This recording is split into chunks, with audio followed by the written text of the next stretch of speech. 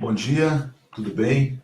Vamos aqui começar mais um Bom Dia 247, debatendo ainda o caso Lula.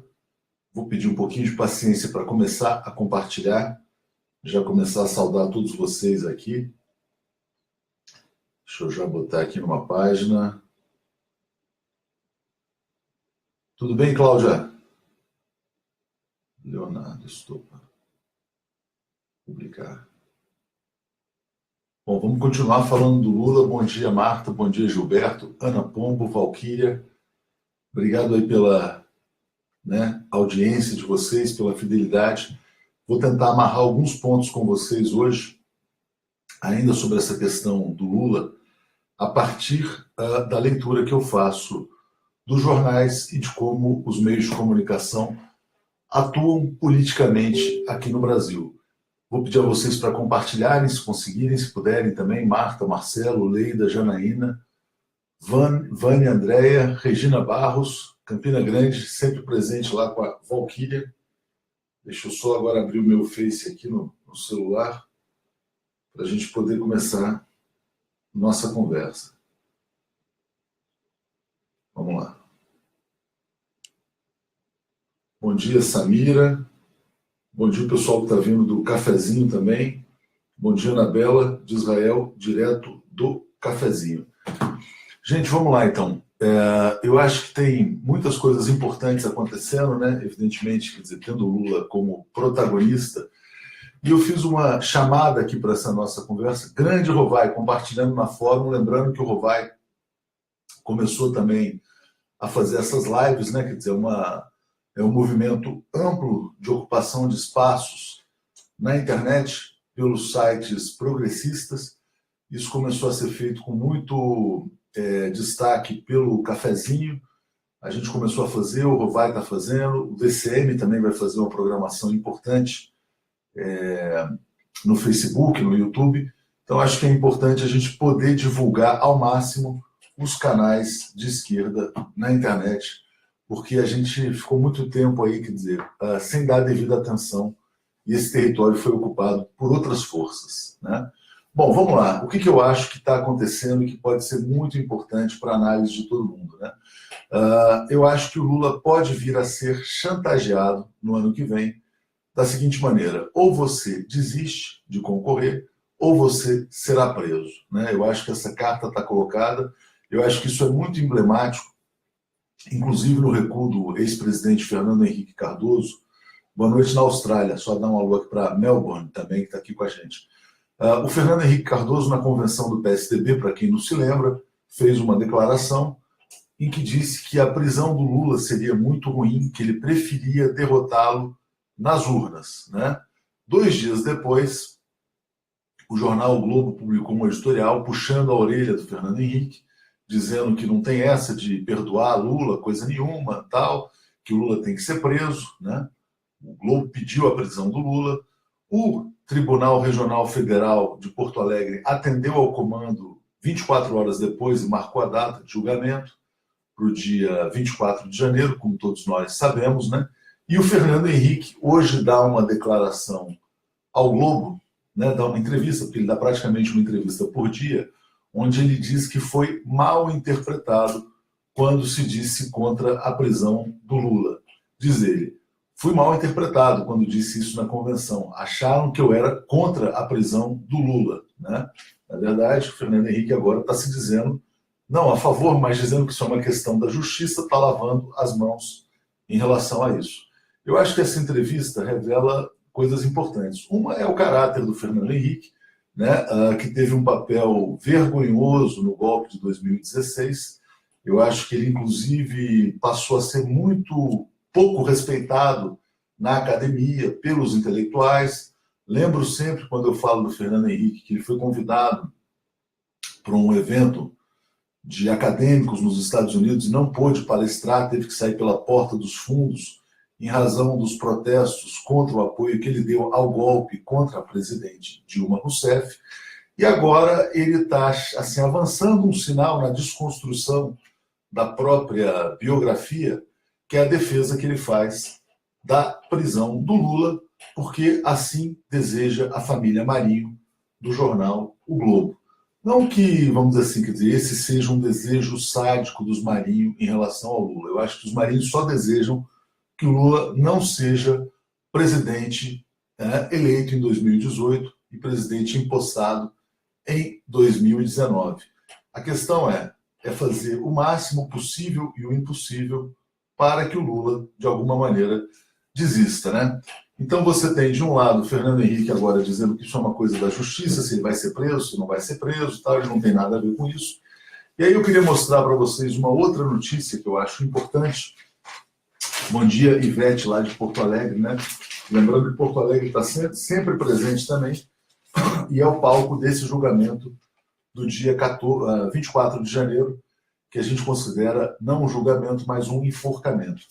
Eu queria ler aqui uma nota da Mônica Bergamo, vou só mostrar para vocês aqui. O que diz a Mônica Bergamo? O PT acredita que o julgamento de Lula, em janeiro, vai constranger o Supremo a manter a possibilidade de prisão de condenado em segunda instância. Juízes e magistrados têm defendido a manutenção da regra, pressionando a Corte a não modificá-la. Na opinião de dirigentes do partido, o julgamento de Lula vai emparedar o STF, pois a tese será apreciada no momento em que se discutirá se o petista, caso condenado, será ou não preso. A decisão do Supremo influi no cumprimento da pena de outros réus. Como todo mundo sabe, existe um desejo muito grande do Supremo de rever essa norma, né? Na verdade, de rever esse entendimento, porque as pessoas acham que essa questão da Lava Jato foi longe demais, né? Ameaça, está mantendo lá o Gedel preso, figuras do atual governo, como o Eduardo Cunha, né? Embora muita gente questione se o Eduardo Cunha está efetivamente preso. Existe um desejo de aliviar para a classe política alinhada ao golpe, né? Isso vale para o Aécio, para o PSDB, tem muita gente em perigo. O Agripino Maia, né? Que agora se tornou réu também, gente do DEM, do PSDB, de todos esses partidos que patrocinaram o golpe. A melhor maneira de aliviar a situação dessas pessoas é rever a prisão em segunda instância, mas aí você tem o fator Lula, né? Se a regra for revista, isso não valerá para o Lula. Então, o que vai estar colocado em janeiro, fevereiro, março do ano que vem é mais ou menos o seguinte: olha, Lula, a regra vai ser revista, mas você, por favor, desista da sua candidatura. Eu acho que essa é a carta na manga com a qual a direita brasileira pretende trabalhar. A Cláudia Garcia me fala: essas falas do FHC, para mim, são parte do teatro do golpe. Eu também concordo com você. Eu acho que o Fernando Henrique é um dos grandes articuladores do golpe, assim como Serra, assim como Gilmar, assim como outras pessoas. Queria também destacar para vocês uma frase do Gilmar Mendes, que continua lá nos Estados Unidos, né? Ele falou, deu uma declaração também ao jornal O Globo, e disse que a interpretação da lei da ficha limpa é inequívoca. Significa o seguinte: que condenado em segunda instância não pode ser candidato. Queria lembrar para vocês declarações recentes do Gilmar sobre a lei da ficha limpa. Gilmar dizia que essa lei tinha sido feita por bêbados, que era uma lei muito pé de chinelo, né? Mas, enfim, é uma outra questão. É evidente que o Gilmar ele varia o entendimento dele em razão do alvo, né? Quer dizer, quando se trata de alguém do PSDB é de um jeito, quando se trata de alguém do PT é de outro jeito, né? A Andréa Truz me diz aqui: olha, Lula morre preso, mas não abrirá a mão de concorrer. Essa é uma questão, né? De fato, André, o Lula afirmou ontem que vai às últimas consequências para manter a candidatura dele. Eu acredito que o Lula fará isso, acredito que o Lula não irá recuar, apesar da proposta de acordo que ele receberá. Ele vai receber uma proposta de acordo nesse teatro do golpe. Lula, deixa disso, vamos tentar construir uma solução, a gente revê aqui a prisão em segunda instância, a gente alivia para você. Mas eu acho que o Lula tem noção da dimensão histórica que ele assumiu nesse momento, né? Acredito que o Lula, na verdade, passa a ser hoje uma figura maior do que Getúlio Vargas, né? E a gente não sabe se o final vai ser feliz, se vai ser um final tão trágico quanto foi o do Getúlio, né? Só acho que realmente o Lula vai estar muito preocupado em 2018 com a história dele, de que maneira ele entrará para a história. Eu acho que também não é um bom desfecho histórico ser aquele personagem que, veja bem, desistiu da candidatura porque tinha uma ameaça de prisão, né? E eu acredito quando ele fala que irá às últimas consequências. Mas eu acho que a gente precisa falar um pouquinho mais sobre o Fernando Henrique, porque vamos imaginar o seguinte, ele foi questionado também sobre Aécio, né? E ele fala o seguinte, não, veja bem, o Aécio Neves, quer dizer, é o erro de uma pessoa, mas a gente não tem, né, um condenado em primeira instância prestes a ser condenado em segunda instância. É evidente que o PSDB não tem uma figura nesta condição, porque o judiciário no Brasil tem se mostrado um judiciário classista, né? Quer dizer, que atende interesses de classe e tudo mais. Obrigado, Calazans, aí, por estar nos acompanhando. O Calazans sempre tem sido muito gentil, né, em chamar o público do cafezinho aqui para o 247. Então, estava só destacando, Calazans, vou colar aqui no pé, essa matéria do Globo, em que o Fernando Henrique agora muda de opinião mais uma vez e passa a defender a prisão do Lula nas entrelinhas, né, de forma mais ou menos implícita. E ele também fala sobre a questão do ritmo do julgamento. Evidentemente, todo mundo sabe que esse julgamento está sendo acelerado para atender a uma finalidade política, que é o impedimento do Lula, né? Diz o Fernando Henrique, o TRF tem a responsabilidade de esclarecer ao país se o Lula tem culpa ou não. Tem que ser célere. Não acho justo que uma decisão definitiva não seja tomada a tempo da eleição. Essa frase é uma aberração jurídica completa. Quer dizer, é claramente uma força política no Brasil, PSDB, subordinada aos interesses do grande capital, tentando determinar o ritmo do poder judiciário. O que não é justo é exatamente o que está dizendo o Fernando Henrique. É dizer, quer dizer, que uma decisão tem que atender aos interesses políticos dele, né? Então, essa frase é algo grotesco, que é mais um ponto negativo na biografia do Fernando Henrique. Uma figura que, né, podia terminar sua história política com dignidade, né, de alguma maneira, como é que eu diria, quer dizer, contribuindo para a sensatez, para o equilíbrio institucional no Brasil, ele atua como um fator de desestabilização, né, e de contribuição para esse estado de coisas que a gente tem no Brasil. O Fernando Henrique, o que ele diz é muito alinhado com o editorial da Folha de São Paulo desta quinta-feira. Diz aqui a Folha, mostro para vocês também, está aqui, uma data para Lula, né? O que a Folha de São Paulo, da família do Otávio Frias Filho, quer dizer com isso? Quer dizer o seguinte, que o processo é complexo, mas eu vou chegar aqui na conclusão, que é de um cinismo tremendo, né? Eles afirmam, qualquer que seja a decisão de 24 de janeiro, como se essa decisão já não fosse conhecida, que evidentemente é a condenação do Lula, a celeridade da justiça é e será mais que bem-vinda. Afinal, as múltiplas opções de recursos à disposição da defesa e da acusação ameaçam arrastar a pendenga até a abertura das urnas, ou mesmo depois disso. Em um país ainda fragilizado por traumas políticos e econômicos recentes, deve-se fazer todo o possível para evitar novo mergulho na instabilidade e na insegurança. Ou seja, a Folha comemora e cobra pressa do TRF4 neste julgamento, e assim como faz o Fernando Henrique, é uma sinalização de que a justiça não tem que seguir o seu ritmo normal, não tem que seguir o curso natural das coisas, mas tem que atender aos interesses dos barões midiáticos e dos oligarcas da política no Brasil. É algo vergonhoso, uma coisa que torna o Brasil uma republiqueta bananeira em pleno século XXI. Né? Falando também da Folha, nessa questão do editorial, lembro a vocês que o jornal o Globo também publicou um editorial nesta quinta-feira, na mesma linha da Folha de São Paulo, dizendo mais ou menos a mensagem é o seguinte: olha, senhores desembargadores, não se preocupem com o que será feito lá em Porto Alegre, se haverá manifestação disso, daquilo, de sindicalistas, de MSTs, de coisas do tipo. Não se submetam às pressões, porque nós estamos com vocês.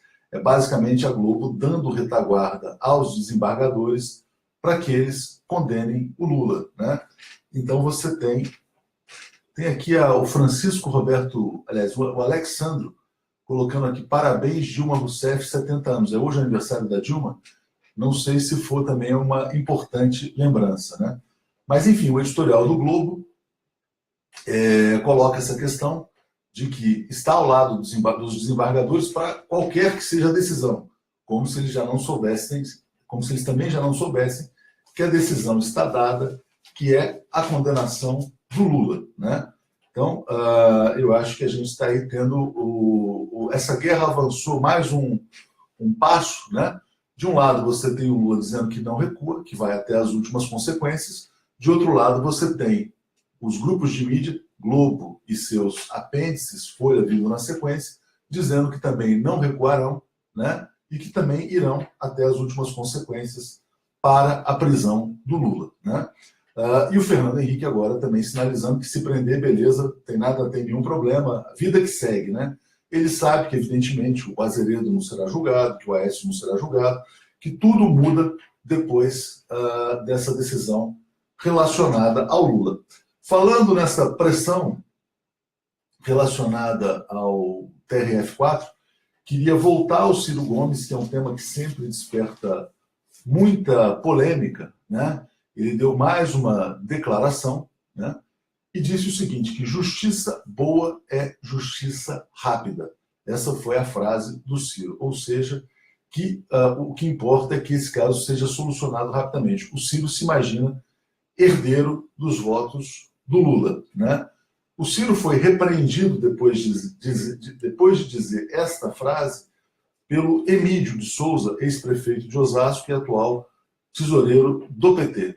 O que disse o Emídio? Disse, justiça boa não é justiça rápida nem lenta. Justiça boa é justiça justa, aquela que segue o seu rito normal, que não acelera os prazos, que não fura a fila e tudo mais. Importante a gente rememorar que esse processo do Lula fura a fila do TRF4, né? Evidentemente, ele foi analisado num ritmo muito mais veloz e passou na frente de outros processos, o que, segundo muitos juristas, é ilegal. Vou mostrar para vocês aqui uma declaração do Lula ao jornal Valor Econômico, onde ele tenta manter elevado o moral da sua tropa, dizendo o seguinte, quero ser inocentado para ser candidato. Mas é evidente, né, vamos ser sinceros, que o próprio Lula sabe que não será inocentado pelo TRF4, né? Então aqui, olha, eu vou ler para vocês alguns comentários. A Isabel Cândida fala que todos estão desesperados, né? O Zé Antônio Alves fala o seguinte, Lula disse praticamente a mesma coisa que o Ciro. Daliane Morandi, que o Cirão perdeu a oportunidade de ficar calado. Eu acho que tem uma diferença quando o Lula fala que quer um julgamento rápido para ser inocentado, e o Ciro, quando diz a mesma coisa. Quando o Ciro fala, é evidente, quer dizer, que o Ciro está perdendo a oportunidade de se solidarizar ao Lula, né, e está demonstrando para as pessoas que ele tem um desejo de assumir a posição que hoje pertence ao Lula. Quando o Lula fala, ele fala com uma outra intenção, que é essa intenção de manter a sua turma acesa, né, dizendo que ele vai ser inocentado, que ele vai ser candidato, que ele vai continuar, e se vier a ser condenado, ele vai recorrer, porque ele vai dizer que nada transitou em julgado, e assim por diante, né? Mas muito importante a gente ter em mente, né, que essa carta na manga, que é a prisão do Lula, continua, né? Vou destacar aqui uma outra matéria para vocês, está na Folha de hoje, está aqui, dizendo que os embargos podem estender o processo por até 8 meses, né? Esse tema também gera muita polêmica, e o que importa é o seguinte, mesmo que o Lula seja condenado, preso, tal, ele pode concorrer à presidência até da cadeia, né? O que vai acontecer? Ele vai registrar a sua candidatura, o PT irá registrar, se não mudar de posição, evidentemente, né? O PT registra a candidatura Lula em agosto, e aí você vai ter que ter um pedido de impugnação por algum partido, por algum adversário, ou pelo próprio Ministério Público, né? Enquanto essa impugnação não for julgada, o Lula pode fazer campanha, pode participar do horário eleitoral, pode participar da disputa, e aí a questão é se os votos serão validados ou não serão validados. É uma grande discussão para a gente saber se esse radicalismo da direita brasileira, quer dizer, irá levar a um acordo, a algum tipo de entendimento, a algum tipo de racionalidade, ou não, né? Queria lembrar a vocês que ontem a gente fez uma entrevista muito boa com o Fernando Haddad. Recomendo a todos vocês que assistam, se puderem. Ele toca muito nesse ponto, quer dizer, da irracionalidade que tomou conta do Brasil, né? E de pessoas que querem excluir de uma disputa o presidente que saiu com 80% de aprovação, que é o mais popular de todos os tempos, e que nunca foi um radical, que sempre foi um conciliador por natureza.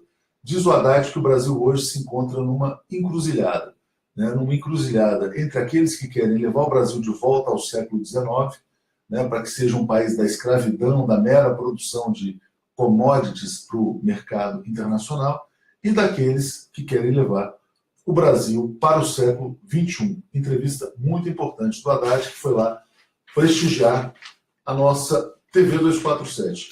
Bom, o valor aqui também avança na questão de para onde vinham os votos do Lula se ele não viesse a ser candidato, mas esse é um cenário que ainda não está colocado, embora o Ciro tenha uma certa pressa em acelerar o relógio, né? Eu queria passar com vocês. O André Luiz Deodato está me dizendo aqui, olha, o Zanin falou o contrário, né? O Zanin provavelmente dizendo que o Lula manterá a candidatura e que vai até o fim. Acredito que seja essa a posição. Aqui você tem a Lúcia Lanal dizendo que o Ciro tem o dom de falar besteiras na hora errada, não sei se bem ou mal intencionado. Liobe Cunha dizendo que o Ciro um dígito não herda o legado do Lula. E Pedro K. lembra que pede que se comece a chamar o Ciro de Ciro 5%. Né? Muita gente aqui muito incomodada com o Ciro. A Valquíria também dizendo que gostou muito da entrevista do Haddad, foi realmente muito boa e muito gratificante para a gente. Eu queria destacar outra notícia para vocês, mudando um pouquinho de assunto, que é a crise dos meios de comunicação no Brasil, né? Especialmente da editora Abril. Vou botar um link. A Abril anunciou ontem a demissão de 130 pessoas, né? E existe um rumor muito forte de que esta editora, que publica Veja e outras publicações, poderá apresentar um pedido de recuperação judicial. O que significa recuperação judicial? É a renegociação das dívidas com seus credores, né? A gente está vivendo um momento de intensa transformação tecnológica. As plataformas em papel são cada vez menos lidas, né? A gente percebe, quer dizer, você ia no aeroporto, antigamente era um monte de jornal jogado, revista para tudo quanto é lado. Hoje as pessoas estão todas nos seus celulares, né? Smartphones, tablets. Até o tablet também já perdeu um pouco o charme que tinha no passado. Então, a informação flui de maneira cada vez mais digital e isso coloca um desafio muito grande para as publicações impressas. Por que esses meios de comunicação apoiaram o golpe com tanta intensidade, né? Porque a presidente Dilma Rousseff, que se estiver fazendo aniversário hoje, eu registro aqui os nossos parabéns para ela, começou a promover uma descentralização e uma democratização das verbas publicitárias, destinando mais recursos para a internet e menos recursos para os meios tradicionais, relativamente, né? Não de maneira absoluta. Então isso gerou um certo desconforto, né? Esses veículos todos se uniram em torno do golpe, porque acharam que o golpe era uma maneira de se salvarem economicamente falando, né? Com mais verbas federais, oficiais e tudo mais. Mas qual foi o grande tiro no pé? O golpe destruiu o setor privado da economia brasileira. O golpe destruiu anunciantes muito poderosos, né, que também estavam presentes nas revistas, nos jornais, nas televisões. Então, basta dizer que todas as construtoras brasileiras acabaram, praticamente. Você tem o caso da JBS, que era um grande anunciante que hoje foi para o saco, e assim por diante. Então, o que acontece? Quer dizer, mesmo que essas empresas estejam sendo favorecidas com verbas publicitárias gigantescas do governo Temer, isso é insuficiente para tirá-las do buraco. Então aconteceu com a Abril ontem a demissão de 130 pessoas. A notícia interna que vem dos nossos amigos da Abril é que as demissões continuam até fevereiro, e a gente lembra que a Abril demitiu o presidente, que era uma pessoa de mercado chamada Walter Longo, e colocou um advogado como presidente chamado Tibiriçá, numa sinalização de que quando você tem um advogado como presidente, quer dizer, é um cara que está lá para negociar com credores. Lembrando a vocês também que a Abril ela faz campanha há pelo menos uns 20 anos contra o Lula, o PT e qualquer iniciativa de governo trabalhista no Brasil, né? Então agora eles vão ter que pedir socorro, talvez a Shell, talvez a Chevron, essas empresas internacionais de petróleo que patrocinaram o golpe no Brasil. Diz aqui o Silvio Belo, tomara que Abril acabe logo. Eu não queria expressar esse desejo, mas eu acho que é uma tendência, né, quando você imagina o que está acontecendo com a mídia impressa no mundo. Queria dizer a vocês, inclusive, que a própria Time, a maior revista semanal do mundo, está sendo vendida, mas esse também é um processo perigoso. Quem está comprando a Time nos Estados Unidos é a família dos chamados irmãos Koch, né, ligados ali ao petróleo, que tiveram influência também no golpe aqui no Brasil. Então, é uma notícia importante, a gente vai acompanhar aqui os próximos desdobramentos, né? Mas eu queria fechar com vocês, está aqui o Alexandro fala, quer dizer, que a gente está vivendo uma batalha entre nacionalistas e entreguistas. Sérgio Cava, voltando aqui ao Ciro, afirma, eu acho que o Ciro exagerou na fala dele, sim, mas ele fala o que realmente pensa. O que ele sempre fala sobre o PT ao lado do PMDB, eu devo concordar. Daliane Morandi, chegou a hora da Abril e a hora da Globo também vai chegar. Pedro K. da Silva, mídia alternativa só cresce e a Abril desce. É interessante isso que você falou, Pedro, porque o Haddad gravou ali um vídeo também em apoio à nossa campanha das assinaturas solidárias, né? E ele destacou um ponto, quer dizer, ele falou que é muito importante que as pessoas possam apoiar veículos de comunicação alternativos, porque eles são cada vez menos alternativos e cada vez mais os veículos principais, né? Então, esse recado do Haddad a gente vai colocar no site daqui a pouco, e eu acho que é muito importante que a gente tenha essa confiança de que essa comunicação que a gente faz hoje de uma maneira que parece quase que uma guerrilha, eu estou aqui em casa, quer dizer, vocês estão vendo, estou aqui no escritório, mas estou fazendo um programa de meia hora, quer dizer, que a gente consegue uma boa audiência, um impacto. Se a gente for até eu acompanho, eu queria dizer, até tem uma coisa muito interessante, eu acompanho um site que mede todas as notícias que são as mais impulsionadas nas redes sociais por assunto. Todos os dias, graças a vocês, quando a gente entra aqui de manhã, a gente consegue chegar ao primeiro lugar como o comentário de política mais relevante da manhã. Isso, a mesma coisa acontece com o cafezinho, o Paulo Pimenta consegue isso várias vezes. Então a gente precisa acreditar na força da comunicação alternativa, porque as pessoas estão assistindo e a gente está conseguindo, na minha opinião, como se diz aí, furar a bolha, né? As pessoas falam, veja bem e tal, que a gente fica falando que é golpe, golpe, golpe, aquela coisa toda. Não é que a gente tenha ganho esta narrativa porque nós somos bons em comunicação, isso, aquilo. Basicamente porque a gente está dizendo a verdade. Mas o fato de estar dizendo a verdade, estar tendo um alcance, mostra que é possível sim apostar na comunicação fora dessa chamada imprensa familiar, que hoje é muito decadente. Então, peço a vocês também que vejam essa notícia da Abril. Agradeço a todos vocês. Amanhã a gente está aqui de volta às 7h30. Talvez eu tenha um pouco de dificuldade, porque eu vou estar viajando, mas eu vou tentar me esforçar ao máximo para tentar fazer pelo celular, vou encontrar uma maneira de fazer esse comentário também na sexta-feira. Agradeço a todos vocês. Fica aí, então, o resumo. Fernando Henrique pedindo prisão do Lula, a mando da Globo, provavelmente, e acho que esse pedido de prisão vai ser a carta na manga usada para tentar chantagear o Lula e obrigá-lo a sair da corrida presidencial do ano que vem. Abração, vamos juntos aí até todos os dias aí comentando os jornais. Obrigado e até amanhã.